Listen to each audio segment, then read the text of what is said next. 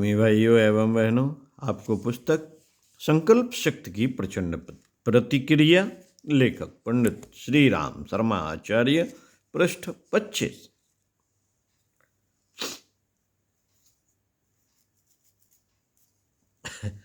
पढ़कर सुना रहे हैं। सुनते हैं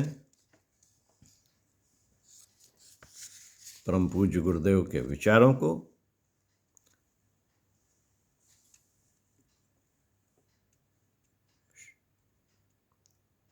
इच्छा शक्ति के प्रभाव के संदर्भ में श्री योगानंद ने अपनी पुस्तक ऑटोबायोग्राफी ऑफ ए योगी में बंगाल में उन दिनों टाइगर योगी के नाम से प्रसिद्ध सोहंग स्वामी का विवरण उन्हीं के शब्दों में यूं दिया। कह नहीं सकता किस जीवन के कौन से संस्कार थे कि शरीर तो दुबला पतला ही था, किंतु बाल्यावस्था से ही मन किया करता था कि कोई शेर या चीता मिले तो उससे कुश्ती लड़ो। यह कमजोर शरीर ही था जो निराश करता था, वरना राजकुमार भरत की तरह बचपन में ही कई बार बाघ के दांत तोड़ चुका होता। मित्रों, जो इच्छा शक्ति कुछ दिन पहले जंगली जानवरों से लड़ने की ओर मुड़ी थी, अब वह अंतर्मुखी हो उठी। मैं दिन रात यही सोचा करता कि मैं बहुत शक्तिशाली हो जाऊं, मेरा शरीर बलवान हो जाए, मेरे रग पुट्ठे सुदृढ़ और सुडौल हो जाए, मुट्ठी भींचूं तो हथेलियों से पसीना छूट जाए। मुझे तब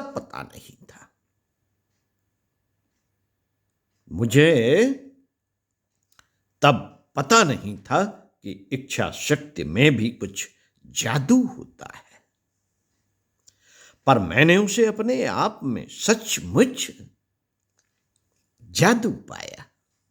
मेरा स्वास्थ्य दिनों दिन अच्छा होता गया और मैं एक हट्टा कट्टा युवक बन गया।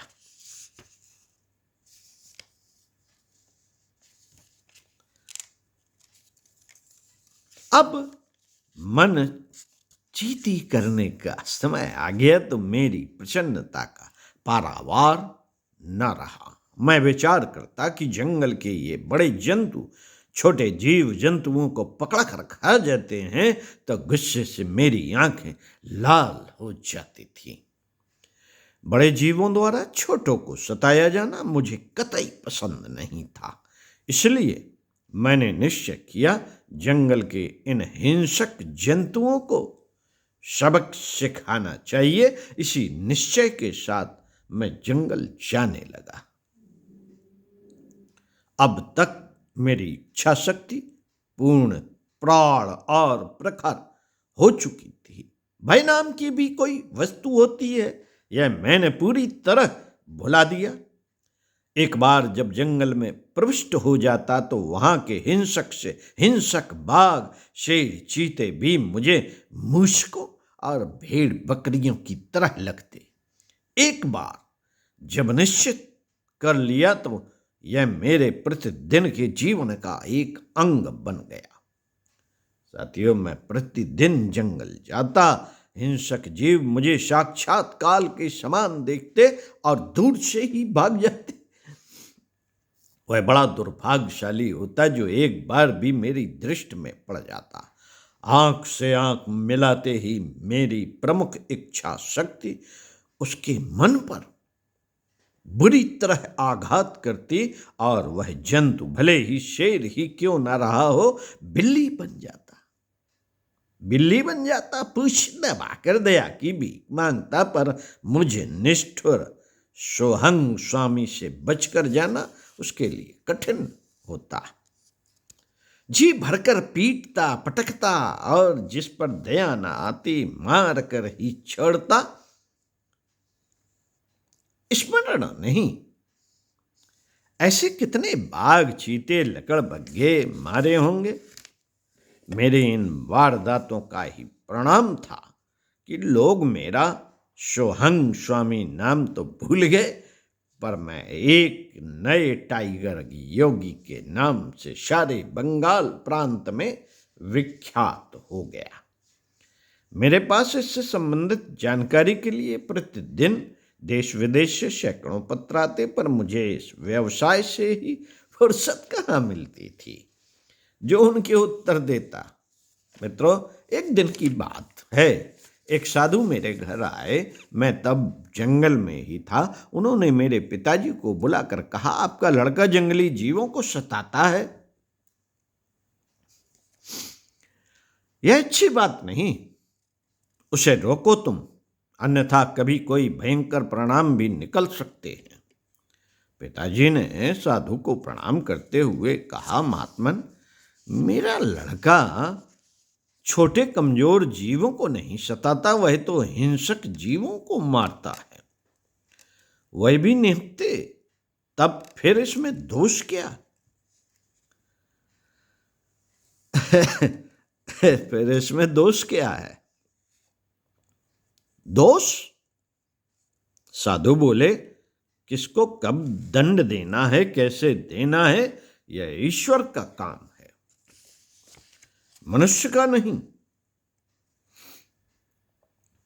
तुच्छ विचारों की उत्पत्ति संभवता इच्छा शक्ति का निम्नगामी रूप है। परमात्मा नहीं चाहता कि मेरी सृष्टि में कायर कमजोर अमंगल इच्छाएं रहें। निर्बलता तो प्रकृति को भी पसंद नहीं, कतई पसंद नहीं। तभी तो शेरनी अपने चोट खाए या उस जख्मी बच्चे को भी खा जाती है जो दौड़ने चलने फिरने में उसका साथ दे नहीं सकता। जीवः जीवस्य भक्षणम्, छोटा जीव बड़े जीव का आहार प्रकृति के किसी उपयोगी सिद्धांत के आधार पर ही काम करता है। यह काम पूर्णतया प्रकृति का है। मनुष्य को अपने कल्याण का मार्ग बनाना और उस पर चलना ही कौन सा कम कठिन है जो वह प्रकृति के सिद्धांतों से व्यर्थ टक्कर ले।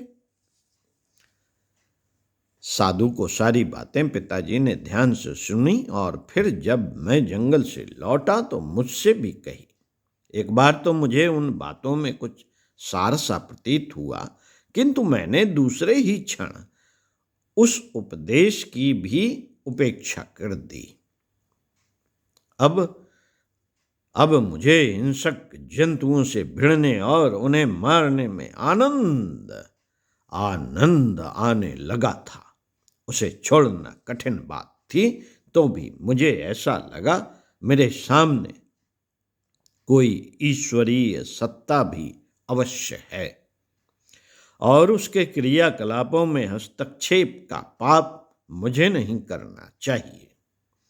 इसलिए अब कई बार मैं अपने आप को कुछ कमजोर और भयभीत भी अनुभव करता।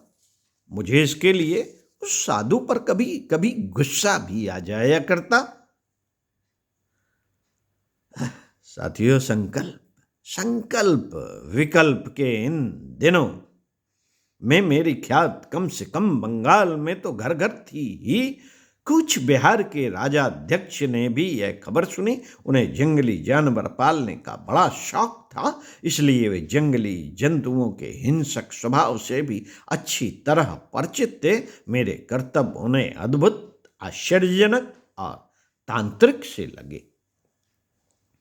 फलतः उन्होंने अपनी जिज्ञासा शांत करने के लिए मुझे कुछ बिहार आने और उक्त प्रदर्शन करने का निमंत्रण दिया। वहां की प्रजा भी मेरे बाग से कुश्ती देखने को बहुत लालायत थी। कई चुनौती भरे पत्र मेरे पास आते थे, इसलिए न चाहते हुए भी मुझे यह निमंत्रण स्वीकार करना ही पड़ा। साथियों, क्या हुआ इसके बाद अगले वीडियो में सुनते हैं।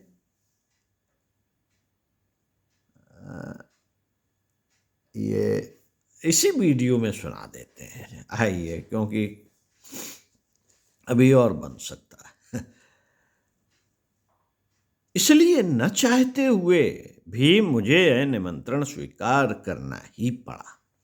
ईश्वर के विधान बड़े विलक्षण हैं, उन्हें मानवीय बुद्धि समझ सके ऐसा संभव नहीं। जिन दिनों यह पत्राचार चल रहा था, उन दिनों कूच बिहार में कहीं से एक बहुत खूंखार बाघनी आ गई। उसका इतना आतंक होने पर भी पता नहीं कैसे वह जीवित कैद में आ गई, वह भी स्वयं वहां के राजकुमार द्वारा। शाही कटघरे में रहने वाली इस बाघिन का नाम राज बेगम था और मुझे उसी से लड़ाए जाने का वहां के राजा साहब ने निश्चय कर लिया था। उन्होंने कुछ छल किया हो सो बात नहीं थी। उन्होंने तो सारी बातें वहां पहुंचने पर मुझे स्पष्ट बता दी थी, पर यदि मैं अपने वचन से हटता तो यह मेरे आत्माभिमान का पर आघात होता।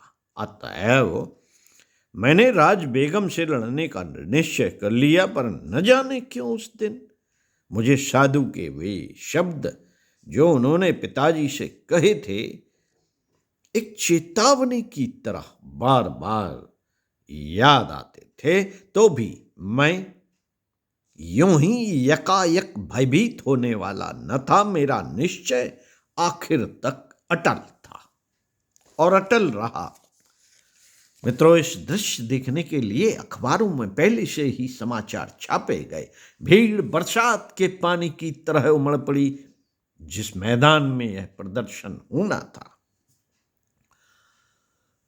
कटीले तारों से सुरक्षित कर पिंजरा जिसमें बाघिन बंद थी,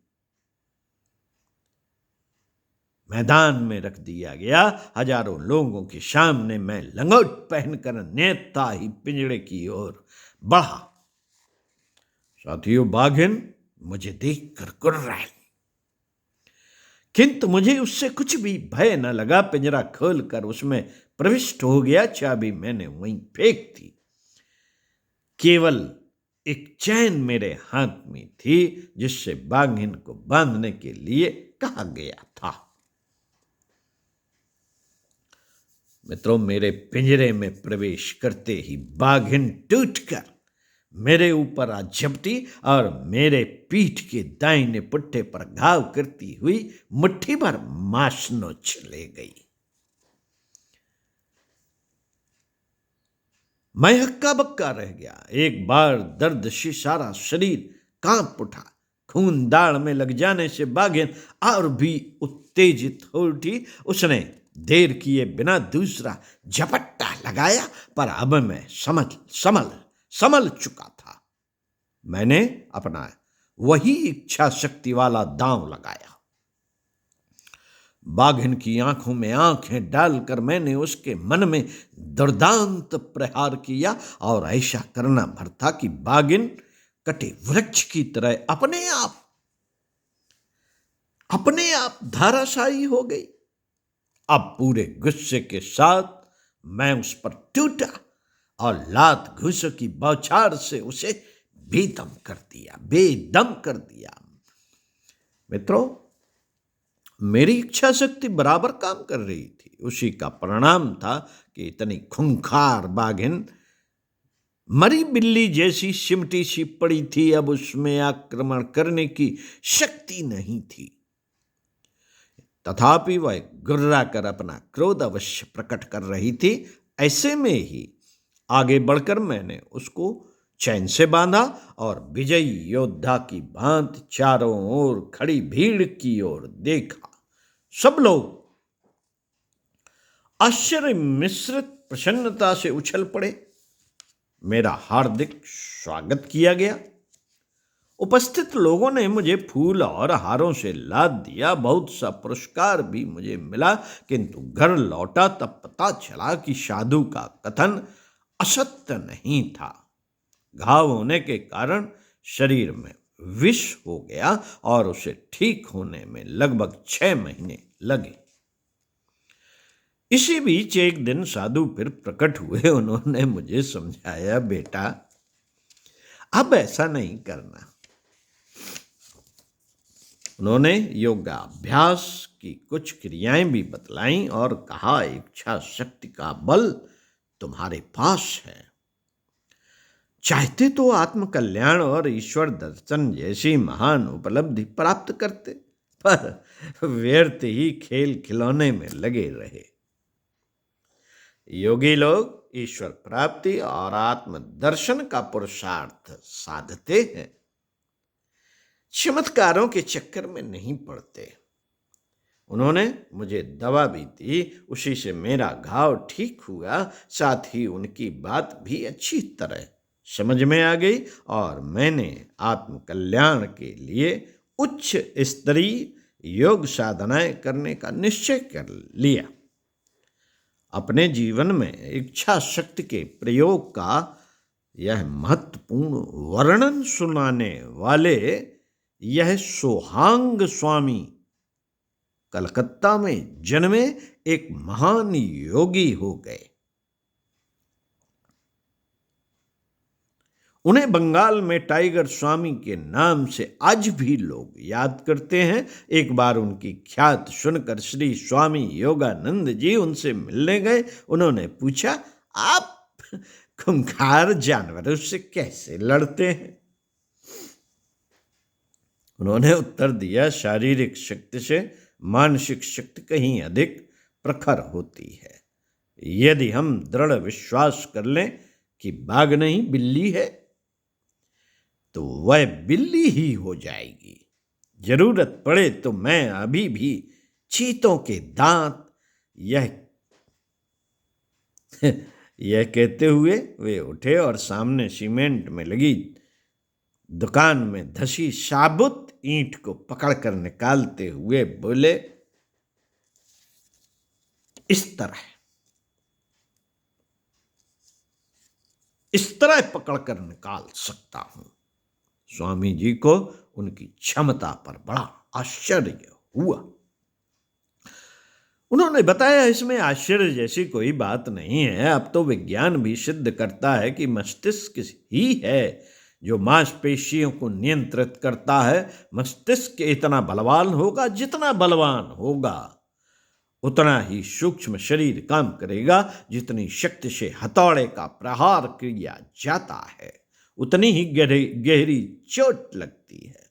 उसी प्रकार शरीर हथौड़ा और उसे शक्ति देने वाली मशीन तो मन या इच्छा शक्ति है। शारीरिक शक्ति का प्रदर्शन इस बात पर निर्भर है कि इच्छा शक्ति में कितना बल है। शरीर एक यंत्र है, उसका उपयोग चाहे जैसे कर सकते हैं। इसके विपरीत यदि मन शरीर और इंद्रियों का दास होगा तो वह कुछ भी नहीं कर सकेगा। श्री योगानंद ने प्रश्न किया, क्या मैं भी बाघ से लड़ सकता हूं? इस पर उन्होंने हंसते हुए कहा, भाई बाघ से कोई भी लड़ सकता है, पर अपनी लालसाओं, कामनाओं, वासनाओं से लड़कर उन पर विजय पाना अति दुस्तर कार्य है। जो वह कर ले, समझ लो वह सैकड़ों बाघों को जीत चुका। अब मैं भी उसी दिशा में आ रहा हूं जो मुझे पहले ही करना चाहिए था, वह अब कर रहा हूं। मित्रों, शक्ति प्रदर्शन में तो मैंने व्यर्थ ही इतना जीवन बिता दिया। इस प्रकार सोहांग स्वामी ने इच्छा शक्ति का महत्व तो स्पष्ट किया ही, उसके सदुपयोग की दिशा भी बतलाई। साथियों, ये पूरा प्रकरण हमने आपको संकल्प शक्ति की प्रचंड प्रतिक्रिया पुस्तक लेखक पंडित श्री राम शर्मा आचार्य से पढ़कर सुनाई। इसी पुस्तक से अगले वीडियो में पढ़कर सुनाएंगे, अन्यायी की इच्छा अहंकार मात्र। तो सुनते रहिए कुछ अच्छा और पढ़ते रहिए कुछ अच्छा। ओम शांति।